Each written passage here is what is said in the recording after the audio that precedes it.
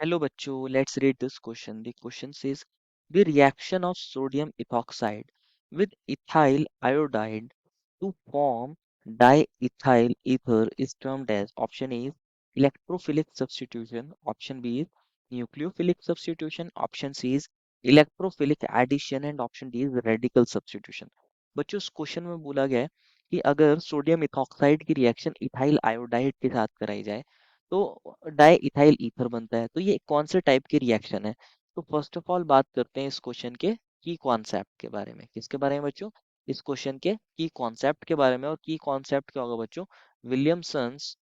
What is the key concept बच्चों? Williamson's synthesis या Williamson's ether synthesis भी बोला जाता है। Williamson's ether synthesis. Basically Williamson's ether synthesis एक रिएक्शन है जिसके अंदर क्या किया जाता है? ईथर्स को प्रिपेयर किया जाता है। क्या किया जाता है बच्चों? ईथर्स को यहाँ पर प्रिपेयर किया जाता है। ईथर्स की प्रिपरेशन होती है। क्या करते हैं? सोडियम एल्कोक्साइड ले लेते हैं for an example R1O Na।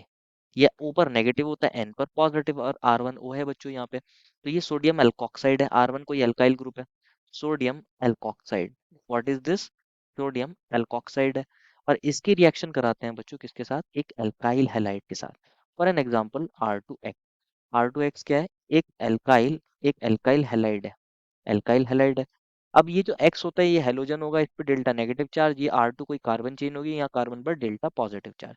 अब ये कार्बन कैसा हो रहा है? इलेक्ट्रोफिलिक नेचर का हो रहा है। क्या देखा जाता है बच्चों? ये जो ऑक्सीजन पे नेगेटिव चार्ज होता है ना बच्चों, ऑक्सीजन पे नेगेटिव चार्ज ये एज अ न्यूक्लियोफाइल बिहेव करता है। RO negative as a nucleophile behave करता है, R1O नेगेटिव। और ये इस इलेक्ट्रोफिलिक R2 पर अटैक करता है। यहाँ पर जो कार्बन होगा बेसिकली एल्काइल के अंदर, उस पर अटैक करता है और यहाँ से एक्स नेगेटिव निकल जाता है। तो यहाँ पर बन जाता है बच्चों R1O। R1O R2 क्या है बच्चों? ईथर्स बन जाते हैं। यहाँ पर क्या बन जाते हैं? ईथर्स बनते हैं। और यहाँ से Na प्लस होता है और एक्स नेगेटिव होता है, ये मिलके क्या बनाता है? Na प्लस और एक्स नेगेटिव मिलके बनाता है NaX। तो यहाँ पर क्या बनते हैं? ईथर बनते हैं। अभी आपने देखा बच्चों यहाँ पर R1O negative as a nucleophile behave कर रहा है। और इसके अंदर एल्काइल हैलाइड के अंदर ये क्या काम कर रहा है? सब्स्टिट्यूट कर रहा है। ये क्या कर रहा है? एल्काइल हैलाइड के अंदर सब्स्टिट्यूट कर रहा है, एक्स की प्लेस पर आ गया है। एक्स की प्लेस पर आ गया है, इसलिए इसको बोलेंगे न्यूक्लियोफिलिक सब्स्टिट्यूशन। क्या बोलेंगे बच्चों इसको? Nucleophilic substitution.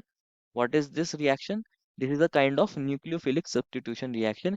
एक न्यूक्लियोफाइल आ रहा है, R1O नेगेटिव आ रहा है, और दूसरे न्यूक्लियोफाइल को, एक्स नेगेटिव को सब्स्टिट्यूट कर रहा है, इसलिए एक काइंड की न्यूक्लियोफिलिक सब्स्टिट्यूशन रिएक्शन होती है।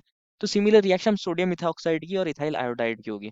अगर सोडियम इथॉक्साइड की बात करें बच्चों, तो सोडियम इथॉक्साइड क्या होता है? CH3CH2O negative, Na positive. This is sodium ethoxide.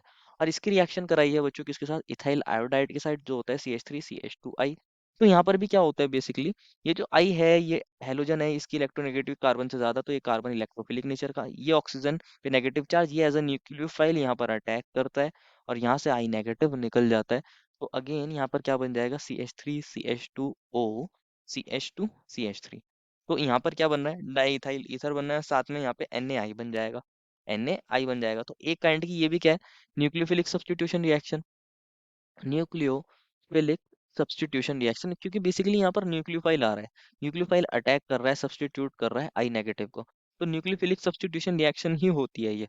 यही हमसे पूछा गया था। क्या ये इलेक्ट्रोफिलिक सब्स्टिट्यूशन रिएक्शन होती है बच्चों? इलेक्ट्रोफिलिक सब्स्टिट्यूशन रिएक्शन के अंदर क्या होता है? कोई इलेक्ट्रोफाइल सब्स्टिट्यूट होता है। अगर इलेक्ट्रोफाइल सब्स्टिट्यूट होता है तो उसको इलेक्ट्रोफिलिक सब्स्टिट्यूशन रिएक्शन बोलते हैं। अगर कोई न्यूक्लियोफाइल सब्स्टिट्यूट होता है तो उसको बोलते हैं न्यूक्लियोफिलिक सब्स्टिट्यूशन। क्योंकि इस रिएक्शन के अंदर क्या हो रहा है? बेसिकली आई नेगेटिव जा रहा है ना, न्यूक्लियोफाइल जा रहा है ना, और ओ नेगेटिव आ रहा है, एक न्यूक्लियोफाइल आ रहा है CH3CH2O नेगेटिव। तो ये न्यूक्लियोफिलिक होती है, इलेक्ट्रोफिलिक नहीं होती। तो ऑप्शन ए तो गलत हो जाएगा।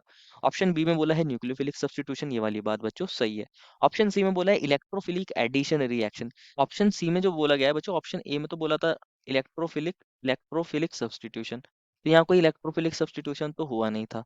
लेकिन ऑप्शन सी में बोला गया है बच्चों इलेक्ट्रोफिलिक एडिशन। Electrophilic addition.